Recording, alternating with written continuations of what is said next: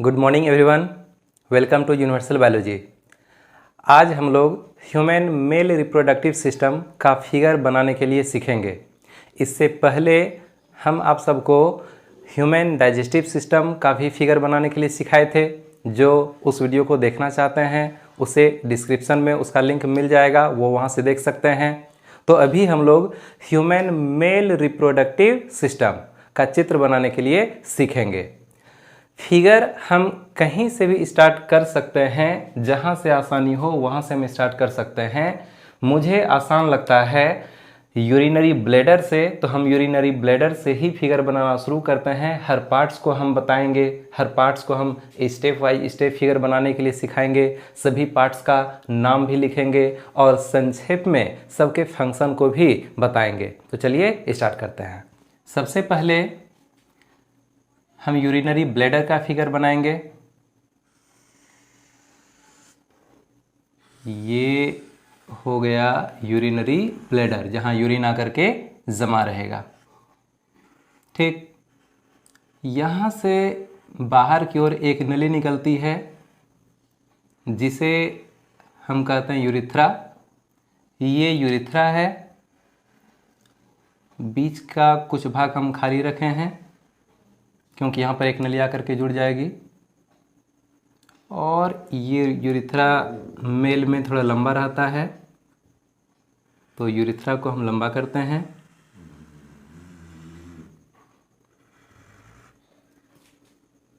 इसके बाद यूरिथ्रा का जो अगला भाग है वह ग्लांस पेनिस के पास ओपन होगा और ये होगा ग्लांस पेनिस।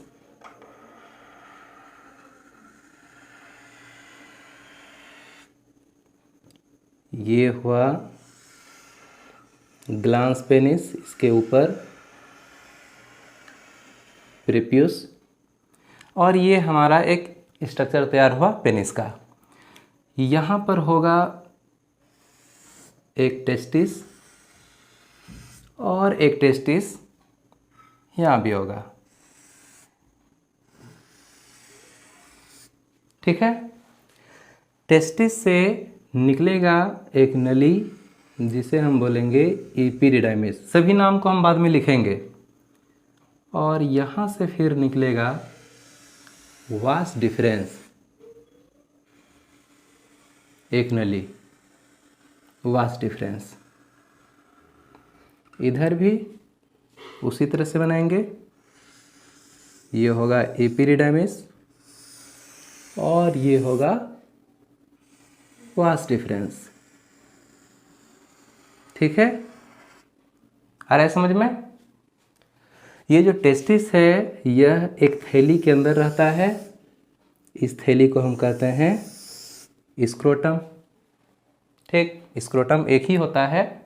एक ही स्क्रोटम में दो टेस्टिस प्रेजेंट रहता है।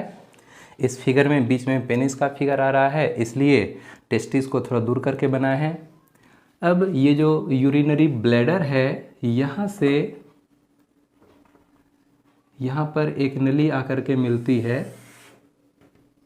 ये नली है यूरेटर, जो किडनी से आती है। ये है यूरेटर, किडनी से आने वाली नली। ठीक, ये वास डिफरेंस जो है ये ऊपर जाता है और यूरेटर के ऊपर एक फंदा बनाता है। ऐसा फिगर में लग रहा है देख के कि आगे से गया, पीछे से ये नीचे आएगा। ठीक है, अब इधर भी उसी तरह से बनाना पड़ेगा। ये वास डिफरेंस ऊपर गया, यूरेटर के ऊपर एक फंदा बनाया, फिर ये यहाँ से नीचे आएगा। ठीक है, अब ये जो वास डिफरेंस है ये नीचे आती है और ये यहाँ करके इसे जुड़ जाती है। हम इसे भी नीचे लाएंगे और इसे भी यहाँ ला करके जोड़ देंगे। ठीक, अब सेकेंड लाइन को भी लाना है, यहाँ आ गया। फिर थोड़ा सा गैप दे करके हम इसे भी मिला देंगे। आ रहा है समझ में? अब यहाँ क्या होता है, तो यहाँ होता है सेमाइनल वेजाइकल। सेमाइनल वेजाइकल एक थैली होती है, उससे सेमाइनल प्लाज्मा निकलता है। तो हम सेमाइनल वेजाइकल थैली का फिगर किसी भी तरह से सिंपल टाइप से बना सकते हैं। ये दो सेमाइनल वेजाइकल है। अब ये नली कहलाती है इजैक्युलेटरी डक्ट। ठीक, यहाँ पर दो ग्लैंड प्रेजेंट है जिसे हम कहते हैं कॉपर्स ग्लैंड। ठीक है, कॉपर्स ग्लैंड। और इस जगह एक और ग्लैंड प्रेजेंट है, इसे हम थोड़ा सा कलर कर देते हैं। ये कहलाता है प्रोस्टेट ग्लैंड। ठीक, तो ये ह्यूमन मेल रिप्रोडक्टिव सिस्टम का फिगर बन चुका है। अब हम इसमें सभी पार्ट्स का नाम लिख देते हैं और उसको थोड़ा सा समझा देते हैं कि उसका फंक्शन क्या होता है, हमारा ह्यूमन मेल रिप्रोडक्टिव सिस्टम किस तरह से कार्य करता है। तो मैंने इस फिगर में सभी पार्ट्स का नाम लिख दिया है और अभी हम एक तरफ से सभी पार्ट्स के बारे में समझा देते हैं, उसके फंक्शन को भी समझा देते हैं। ध्यान से समझना है। ठीक, प्रत्येक मेल में, ह्यूमन मेल में दो टेस्टिस होता है। एब्डोमिनल कैविटी के बाहर, दोनों थाइज के बीच में एक थैली के अंदर दो एग लाइक स्ट्रक्चर, दो ओवल स्ट्रक्चर प्रेजेंट रहता है, इसको हम बोलते हैं टेस्टिस। तो एक टेस्टिस ये हुआ, दूसरा टेस्टिस ये हुआ। और ये जो दोनों टेस्टिस है यह एक ही थैली के अंदर प्रेजेंट रहता है। उस थैली को हम कहते हैं स्क्रोटम। एक थैली, फिगर में यहाँ दो लग रहा है लेकिन एक्चुअल में ये दो है नहीं, ये एक ही थैली है। हाँ, ये जो है इस तरह का होता है, एक स्क्रोटम और यहाँ पर एक टेस्टिस, यहाँ एक टेस्टिस। ठीक, तो एक स्क्रोटम नाम की थैली के अंदर में दो टेस्टिस प्रेजेंट रहता है। ये जो स्क्रोटम है इसका टेम्परेचर बॉडी टेम्परेचर से 2.5 से 3 डिग्री सेल्सियस कम रहता है ताकि टेस्टिस में स्पर्म का निर्माण ठीक से हो सके। अब ये जो टेस्टिस है, इस टेस्टिस से एक नली, एक लगभग 6 मीटर लंबी नली, पतली लंबी नली निकलती है। उस नली को हम कहते हैं एपिडिडाइमिस। और ये जो लंबी सी नली है होती तो है 6 मीटर लंबी, लेकिन यह केवल 4 सेंटीमीटर वाले स्थान में टेस्टिस के पास ही क्वाइल्ड रूप में, काफी कसी हुई रूप में स्थित होती है। तो हम इस नली को कहेंगे एपिडिडाइमिस। फिर एपिडिडाइमिस के पिछले भाग से एक नली निकल करके एब्डोमिनल कैविटी के अंदर यानी कि पेट के अंदर चला जाता है और हम इस नली को कहते हैं वास डिफरेंस। ठीक, ये जो वास डिफरेंस है ये ऊपर की ओर जाता है और यूरेटर के ऊपर, यूरेटर क्या होता है तो किडनी, इसके ऊपर में होगा किडनी। किडनी का फंक्शन होता है जो हमारे ब्लड में जो डर्टी ब्लड है, जो गंदा ब्लड है, उससे जो भी हार्मफुल मटेरियल होता है ब्लड में, यानी ब्लड का जो भी हानिकारक पदार्थ होता है उसे यूरिन के रूप में छान करके अलग करने का काम करता है। तो किडनी से ये नली आई हुई है, इस नली के माध्यम से यूरिन आता है। किडनी द्वारा ब्लड से छाना गया ब्लड एक थैली में आकर के जमा रहता है। तो इस नली को हम कहते हैं यूरेटर। और यूरेटर के माध्यम से जो यूरिन आएगा, यूरिन एक थैली के अंदर में जमा रहेगा। इस थैली को हम कहते हैं यूरिनरी ब्लैडर। हिंदी में यूरेटर को कहते हैं मूत्रवाहिनी और यूरिनरी ब्लैडर को कहते हैं मूत्राशय। तो यहाँ पर यूरिन जमा रहता है। ठीक, अब ये जो यहाँ ये जो यूरिनरी ब्लैडर है, यहाँ से एक नली निकली हुई है।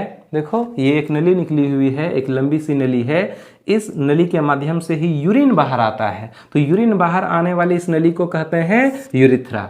ये जो यूरिथ्रा है यह बॉडी के बाहर एक सिलिंड्रिकल स्ट्रक्चर के बीचों बीच होकर के गुजरता है। इस सिलिंड्रिकल स्ट्रक्चर को हम कहते हैं पेनिस।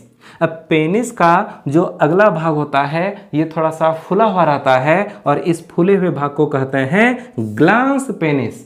ग्लांस पेनिस के ऊपर एक मूवेबल स्किन, एक मुलायम सा त्वचा पाया जाता है जो मूव कर सकता है। इस त्वचा को हम बोलते हैं प्रीप्यूस या फिर फोर स्किन।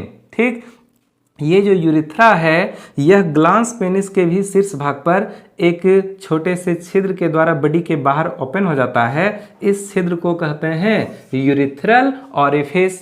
ठीक, ये जो हम बोले कि वास डिफरेंस है, ये जाता है यूरेटर के ऊपर एक फंदा बनाएगा, फिर ये यूरेटर के ऊपर फंदा बनाने के बाद ये फिर नीचे आता है और जैसे नीचे आता है तो यहाँ पर 2 पीस थैली दिखाई पड़ रही है। इस थैली को कहते हैं सेमाइनल वेजाइकल। अभी क्या फंक्शन होता है वो तुरंत हम बताएंगे। ये 2 पीस हो गया सेमाइनल वेजाइकल। तो सेमाइनल वेजाइकल से छोटी सी नली निकली हुई है। अब होता क्या है, ये जो वास डिफरेंस है, ये वास डिफरेंस इस सेमाइनल वेजाइकल की छोटी सी नली के साथ में ज्वाइंट हो जाता है। 2 नली के मिलने से एक नली का निर्माण होता है। अब हम इस एक नली को कहते हैं इजैक्यूलेटरी डक्ट। इजैक्यूलेटरी डक्ट, तो दोनों तरफ से जो इजैक्यूलेटरी डक्ट आया हुआ है और ये दोनों इजैक्यूलेटरी डक्ट आकर के इस यूरिथ्रा में आकर के ओपन हो गया है। अब हमको इस यूरिनरी ब्लैडर के पास जो है एक ग्लैंड दिखाई पड़ रही है। इस ग्लैंड को हम कहते हैं प्रोस्टेट ग्लैंड। प्रोस्टेट ग्लैंड के भी आगे नीचे जो है 2 और भी ग्लैंड है जिसका ओपनिंग इस यूरिथ्रा में रहता है। इस दोनों ग्लैंड को हम कहते हैं कॉपर्स ग्लैंड। तो लगभग मैंने सभी पार्ट्स का नाम जो है बता दिया है। थोड़ा सा फंक्शन को हम समझेंगे। ये जो प्रत्येक मेल में, ह्यूमन मेल में 2 टेस्टिस होता है। इस टेस्टिस के अंदर में मेल गेमिट या स्पर्म्स का निर्माण होता है। टेस्टिस का काम है मेल गेमिट या स्पर्म का निर्माण करना, ये स्पर्म बना देता है। अब टेस्टिस में बना हुआ स्पर्म टेस्टिस से बाहर निकल करके जाता है एपिडिडाइमिस में। एपिडिडाइमिस में कुछ देर तक ये स्पर्म रुकता है और इस दौरान स्पर्म मैच्योर होता है। एपिडिडाइमिस से स्पर्म जब निकलेगा तो वह स्पर्म जाएगा वास डिफरेंस में। वास डिफरेंस में जाएगा। थोड़ा सा हम सिंबल भी यहाँ डालते चलते हैं। टेस्टिस में बना स्पर्म टेस्टिस से निकल करके गया एपिडिडाइमिस में। एपिडिडाइमिस से स्पर्म आगे बढ़ेगा और जाएगा वास डिफरेंस में। वास डिफरेंस से फिर आगे बढ़ते हुए जैसे ही सेमाइनल वेजाइकल की नली के पास ये स्पर्म पहुंचता है तो दोनों तरफ के सेमाइनल वेजाइकल से एक लिक्विड निकलेगा जिस लिक्विड को कहेंगे सेमाइनल प्लाज्मा। इधर से निकला सेमाइनल प्लाज्मा नाम का लिक्विड और इधर से आया स्पर्म। तो ये वह जगह है जहां पर कि स्पर्म और सेमाइनल प्लाज्मा दोनों मिक्स हो जाता है। स्पर्म और सेमेनल प्लाज्मा जब दोनों मिक्स हो जाएगा तो दोनों का मिक्सचर कहलाता है सीमेन। अब स्पर्म सीमेन के रूप में कन्वर्ट हो चुका है। यह सीमेन यानी स्पर्म सीमेन में बदल चुका है। यह सीमेन जो है आगे बढ़ेगा। इस नली को हम कहते हैं इजैक्यूलेटरी डक्ट। तो दोनों तरफ के इजैक्यूलेटरी डक्ट से होकर के यह सीमेन आता है कहाँ, यूरिथ्रा के पास। तो इस जगह जैसे आएगा तो ये जो प्रोस्टेट ग्लैंड है, इस प्रोस्टेट ग्लैंड से एक ही पीस प्रोस्टेट ग्लैंड, इसको 4 अलग अलग पीस मत समझना, ठीक है। ये एक ही पीस प्रोस्टेट ग्लैंड है। तो रियल में प्रोस्टेट ग्लैंड के अंदर चली गई है ये सब नली, ठीक है। प्रोस्टेट ग्लैंड के बीचों बीच इस तरह से ये यूरिथ्रा है या फिर ये इजैक्यूलेटरी डक्ट है, ये सब प्रोस्टेट ग्लैंड के अंदर में प्रेजेंट है। तो होता क्या है कि जब सीमेन इस जगह पहुंचता है तो ये प्रोस्टेट ग्लैंड से भी सेमेनल प्लाज्मा नाम का लिक्विड फिर से निकलेगा। यानी जिस तरह का लिक्विड सेमेनल वेजाइकल से निकला था उसी तरह का लिक्विड प्रोस्टेट ग्लैंड से निकलेगा और वह भी सीमेन में जाकर के मिक्स हो जाएगा। अब जब सीमेन यहाँ से नीचे आता है तो ये जो 2 पीस कॉपर्स ग्लैंड है, दोनों कॉपर्स ग्लैंड से भी उसी तरह का लिक्विड यानी सेमेनल प्लाज्मा नाम का लिक्विड फिर से निकलता है और वो भी सीमेन में आकर के मिक्स हो जाता है। तो स्पर्म जो टेस्टिस से आया था उसमें सेमाइनल प्लाज्मा नाम का लिक्विड 3 जगह से निकल करके मिक्स हो गया। कौन कौन सा जगह? सेमाइनल वेजाइकल से निकला, प्रोस्टेट ग्लैंड से निकला और कॉपर्स ग्लैंड से निकला। तो तीनों जगह से एक लिक्विड निकला जिसे हम बोलते हैं सेमिनल प्लाज्मा, वह स्पर्म में जाकर के मिक्स हो गया। अब स्पर्म और सेमिनल प्लाज्मा के मिक्सचर को हम कहते हैं सीमेन। तो स्पर्म बदल चुका है सीमेन के रूप में। यह सीमेन फिर जो है और आगे बढ़ेगा और यूरिथ्रा से होकर के आगे बढ़ेगा और लास्ट में ये जो यूरिथ्रल ऑरिफिस है यहां से सीमेन बाहर निकल जाएगा। सीमेन में प्रेजेंट रहता है स्पर्म। जब यह सीमेन या स्पर्म फीमेल के वजीना के अंदर पहुंचता है तो फिर वहां पर आगे चल करके फेलोपियन ट्यूब में फेटलेशन की क्रिया संपन्न होगी और फिर जो है एक बच्चे का निर्माण होता है। ये जो यूरिथ्रा है, इस यूरिथ्रा से यूरिन भी निकलता है और इस यूरिथ्रा से ही, यूरिथ्रा के माध्यम से ही सीमेन भी शरीर से बाहर आता है। तो अभी हम ह्यूमन मेल रिप्रोडक्टिव सिस्टम का फिगर बनाए और इसके सभी पार्ट्स का नाम भी लिखे और सिंपल टाइप में थोड़ा सा इसके पार्ट्स का हम फंक्शन भी बताए। और बता दें कि ये जो हमारा चैनल है इस पर बायोलॉजी की तैयारी कराई जाती है। क्लास 11, 12, नीट, एम्स के सभी स्टूडेंट जो है यहाँ पर बायोलॉजी की तैयारी कर सकते हैं। हर चैप्टर का लेक्चर मिल जाएगा और एक तरफ से एनसीईआरटी बुक के अकॉर्डिंग यहाँ पर क्लास चलता है। तो आज के क्लास में हम लोग समझे कि ह्यूमन मेल रिप्रोडक्टिव सिस्टम का फिगर किस तरह से बनाया जाता है। इस फिगर को बनाने के लिए आप भी प्रैक्टिस कीजिए, निश्चित रूप से आपके लिए भी आसान हो जाएगा। तो अभी इतना ही, हम लोग फिर अगले वीडियो में मिलेंगे। Thank you.